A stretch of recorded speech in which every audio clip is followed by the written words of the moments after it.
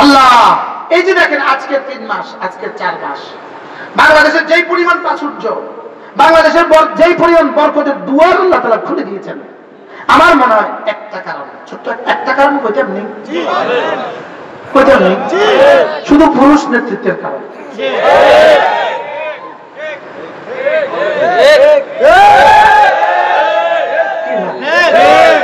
আমি গতকালকে গেছি মুন্সিগঞ্জ, একজনের ঘরে গেলাম, আলু দেখলাম 2টা 1 কিলো, 2টা আলুতে 1 কিলো। আমি ওনাকে বললাম আপনার আলু কেমন হয়েছে?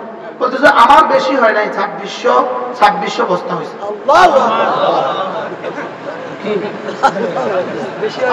বেশি হয় নাই, কত বস্তা হয়েছে? শুধু আমার 2600 বস্তা হয়েছে, বেশি হয়নি। আল্লাহ জমিনের বরকত যা ছিল সব ঢেলে দিয়েছে। যদি আল্লাহ তাআলা এই মানুষটাকে, ডক্টর ইউনূসকে, দেশ, জাতীয় ঈমান ও ইসলামের জন্য ভালোবাসা ঢেলে দেয়, এই দেশ সোনার দেশে পরিণত হবে। বলেন ইনশাআল্লাহ, বলেন ইনশাআল্লাহ। যদি আল্লাহ তার দিলে ইসলাম ও মুসলমানদের জন্য ভালোবাসা ঢেলে, সহিহ ইসলামের ভালোবাসা ঢালতে হবে।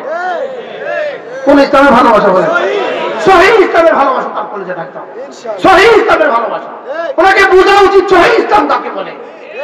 আত্মসী ইসলাম সহিহ ইসলাম না, রাজারবাগের ইসলাম সহিহ ইসলাম না, কুতুববাগের ইসলাম সহিহ ইসলাম না, ভান্ডারীদের ইসলাম সহিহ ইসলাম না, কাদিয়ানীদের ইসলাম সহিহ ইসলাম না, একাদুদের ইসলাম সহিহ ইসলাম না।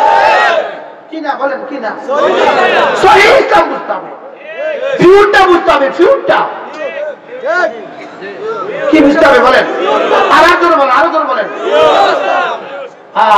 মন চায় কসম খেয়ে বলি, আলহামদুলিল্লাহিল্লাযী হাদানা লিহাযা ওয়া মা কুননা লিনাহতাদিয়া লাউলা আন হাদানাল্লাহ। কসম খেয়ে বলতে পারবো, রব্বে কারীম উলামায়ে দেওবন্দকে, এদেশের কওমি ভাষার উস্তাদদেরকে, কওমি ভাষার ছাত্রদেরকে, কওমি ভাষার পছন্দওয়ালাদেরকে, দেওবন্দীদেরকে সহিহ ইসলামের নাগার উপরে রেখেছেন। কসম খেয়ে বলবো, 100 বার কসম খেয়ে বলবো। কালকে বলবে আমরা কি কেউ ইসলামের উপর নাই, সহিহ ইসলামের উপর নাই। কি বলছি বলেন, কি বলছি? আমি কসম খেয়ে বলছি, আপনি পারলে ঠেকান, আমি কাফারা দেব। আল্লাহু আকবার। কি বলছি বলেন? সহিহ ইসলাম। বলেন সহিহ ইসলাম, বলেন উন্নত ইসলাম। এজন্য আমাদের খুলনার হযরত ওয়ালা বড় সুন্দর বলেন, হযরত মাওলানা মুফতি নুরুল আমিন সাহেব, তিনি বলেন যে আমারে বলতেছে, শোনো, মুমিনে কামেল, মুসলিমে কামেল, মুহাজিরে কামেল, মুজাহিদে কামেল, তুমি হবা ফিরে কামেল। কি বলছে? মুমিনে কামেল, এক যারা আকীদা হেরফের হবে না। মুসলিমে কামেল, এক যারা ফরজ ওয়াজিব সুন্নাত নফলে হেরফের হবে না।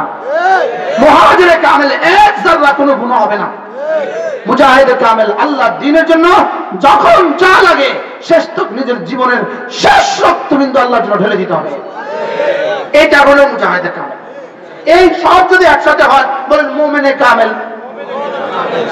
মুসলিমে কামেল, মুহাজিরে কামেল, মুজাহিদে কামেল। এইবার হবা তুমি পৃথিবীতে হায়াতে তৈয়্যিবা, আখিরাতে জান্নাত। খামাখা শুধু শুধু দিত না, শুধু শুধু দিত না। আল্লাহ আমাদের সবাইকে তৌফিক দান করেন। সবাই কি কিছুটা বোঝার চেষ্টা করছেন?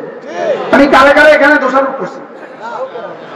আমার দাবি মুমিনে কামেল, আকীদা কোনো হেরফের চলবে না। আমাদের দাবি মুসলিমে কামেল, এক বিন্দু ছাড়া হবে না। রাসূল যেটাকে ফরজ বলেছেন ফরজ, রাসূল যেটাকে ওয়াজিব বলেছেন ওয়াজিব, রাসূল যেটাকে সুন্নাত বলেছেন সুন্নাত, রাসূল যেটাকে নফল বলেছেন নফল। কোনটা কোনটা ছেড়ে দিবেন? জোরে কয় না। এগুলো বাদ দাও, এটা বাদ দাও, এটা বাদ দাও। ওই এক বেটা বলে নিজের শরীরে কি আঁকবে? হাতি আঁকবে না, হাতি। প্রথম গুতা দিছে আর কি আঁকতেছে? চোখ, এটা বাদ দাও। আরেক গুতা দিছে আর কষ্ট লাগে, কয় কি? কলে এটা বাদ দাও। আরেকটা দিছে আর কয় কি? কয় এটা পা, এটাও বাদ দাও। তো ওর হাতি আর কি থাকলো? দাড়ি, কয়টা বাদ দাও। টাকা উপরে পায়জামা, দূরে, এটাও বাদ দাও। মাথা না আর জোহর আগে সুন্নত করে এটাও বাদ দাও। আচ্ছা জোহরে পরে সুন্নত করে এটাও বাদ দাও।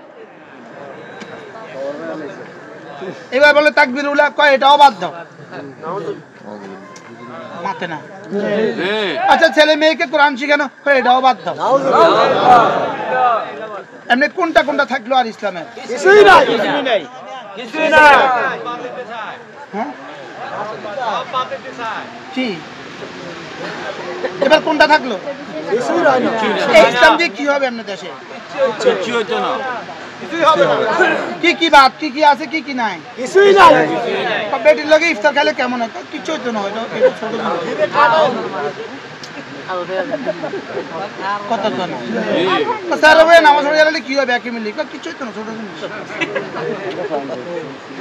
এটাও বাদ। এটা এমনি থাকলো কোনটা দুনিয়া? কিছুই রয় না।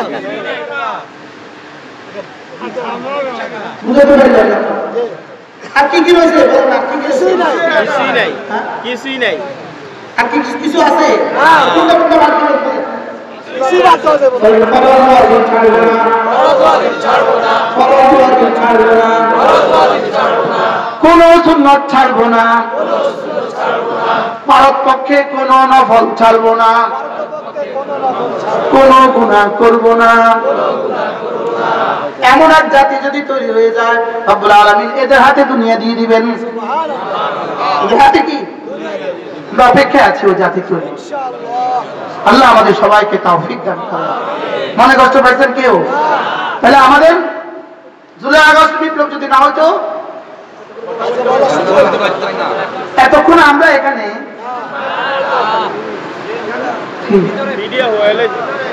আচ্ছা যদি 5 আগস্ট ঘটনাটা না ঘটতো কি হইতো পৃথিবীতে? বাংলাদেশের অবস্থা কি দাঁড়াইতো? কি বলবেন? ভয়াবহ হইতো অবস্থা। আরেকটা ফিলিস্তিনের মতো হইতো না? হইতো না? বলেন।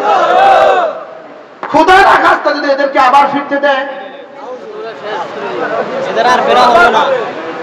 2024 সালে যারা ক্লাস 5 থেকে ম্যাট্রিক পর্যন্ত ছিলেন, 2024 সালে যারা ইন্টারমিডিয়েটে ছিলেন, 2024 সালে যারা অনার্স আর মাস্টার্সে ছিলেন, আপনি সব তারিখ লিখে রাখেন।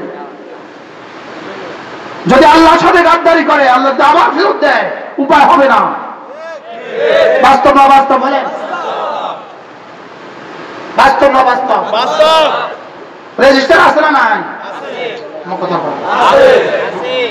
2024 সালে ইন্টারমিডিয়েটে কারা ছিল? বাংলাদেশের রেকর্ড আছে না নাই? অনার্সে কারা ছিল? রেকর্ড আছে না নাই? মাস্টার্সে কারা ছিল? রেকর্ড আছে না নাই? এখন এরা যদি সব ভুলে যায়, আল্লাহর সাথে নাফরমানি শুরু করেন, এদেরকে যদি রব ফেরত দেয়, এই জন্য ওলামাদের সাথে চলবেন, আমাদেরকে নিয়ে চলবেন, বুদ্ধি নিবেন, পরামর্শ নিবেন, মাঝে মাঝে ওলামাদেরকে বসাবেন। কি ভাই? ওলামাদের নাম বলতেও রাজি না। 16.5 বছরে আমাদের রক্তের কথা কেউ কইতেও রাজি না। বাস্তব না বাস্তব? বলেন। আমাদের রক্তের কথা কেউ কি? হ্যাঁ, 5 মে শাপলা চত্বরের কথা কারোর মুখে একবারও আসে না। এ পর্যন্ত কোনদিন শুনছেন? এদের উপদেষ্টাদের মুখ থেকে কোনদিন 5 মে কথা শুনছেন কোনদিন? কি হয়? ওই রক্ত কোথায় গেল? শেষ লোকমা দিয়ে কিন্তু কি হয় না, পেট ভরে না। কলিগে যেটা কূপ দিয়ে ফেলে দিবেন, শেষ কূপে কিন্তু পড়ে নাই। বুঝেন না? তাহলে আজকের উপদেষ্টাদের জন্য প্রত্যেকের পেছনে আমাদের 16 বছরের কোরবানি আছে না নাই? এটা কি ভুলে যাওয়া না স্বীকার করা? স্বীকার করা। গত বন্যা ত্রাণ বিতরণে আমাদের শায়েখ আহমদুল্লাহ ত্রাণ বিতরণ কেমন ছিল? কেমন ছিল? দেখি আমি নিজে শোনার চেষ্টা করেছি, দেখি যারা বক্তব্য দিচ্ছেন একবার বলেন কিনা ওলামায়ে কেরাম ত্রাণে শরীক হয়েছেন। এটা বলতে রাজি না। কথা বাস্তব না বাস্তব? এটা বললে অসুবিধা কি ছিল? এটা বললেন অসুবিধা কি ছিল? ওরা কেউ ত্রাণ দিছে না? দিছে না? তো ত্রাণ দিয়েছে, ছাত্র জনতা ত্রাণ দিয়েছে, স্কুলের টিচাররা ত্রাণ দিয়েছে, এদেশের আবার বৃদ্ধ বনিতা ত্রাণ দিয়েছে, এদেশের সরকারি বেসরকারি সংস্থা ত্রাণ দিয়েছে, ত্রাণ দিয়ে ভাসিয়ে দিয়েছে। এই সাথে একবার বললে কি হইতো? ওলামায়ে কেরাম ত্রাণ দিয়েছে। বাস্তব না বাস্তব? আল্লাহ আমাদের সবাইকে বোঝা মানা সহজ করে দেন। চলেন আমি নিয়ত করি ইনশাআল্লাহ। আমার ছোট ভাই মাওলানা মারুফ একটু আগে বলেছেন ফিলিস্তিনের জন্য আমি নিয়ত করি আমি আজ থেকে কোনো গুনাহ করব না ইনশাআল্লাহ। আমরা বলো ইনশাআল্লাহ, বলো ইনশাআল্লাহ। আজ থেকে আমি ফজর নামাজ জামাতের সাথে পড়ব ইনশাআল্লাহ। ফজর ফজর ইনশাআল্লাহ, বলেন ফজর। জুমা কইছি না ফজর কইছি? ফজর পড়ব তো জামাতের সাথে। আল্লাহ তাআলা আমাদের সবাইকে তৌফিক দান করেন। আল আকসা ফাউন্ডেশন ছোট্ট একটা ফাউন্ডেশনের উদ্যোগে আজকের এই আয়োজন, ছোট্ট একটা ফাউন্ডেশনের উদ্যোগে আজকের এই আয়োজন।